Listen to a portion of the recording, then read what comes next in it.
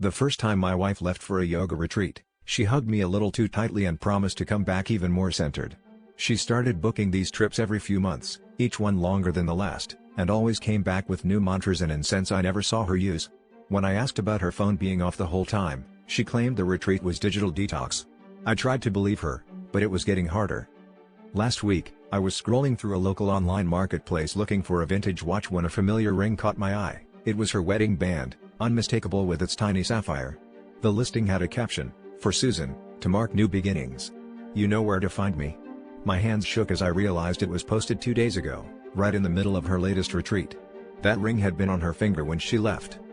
When she came home, I asked her straight out about the ring. She laughed, said she took it off for spiritual reasons. I held up my phone with the listing, and her face drained of color.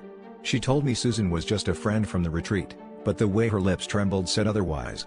We argued for hours. She finally admitted she'd met Susan at her first retreat and had been seeing her ever since. She said she never meant for it to go this far, that she didn't know how to tell me she'd fallen in love with someone else, someone who made her feel alive. I wanted to scream, to throw something, but all I could do was sit on the floor as she packed a small bag, leaving her keys on the table. I realized I'd spent years ignoring every sign, convincing myself that love meant trusting even when it hurt. Now, staring at the spotless space where her ring used to rest, I wondered if the worst betrayal was hers, or the way I betrayed myself by pretending nothing was wrong.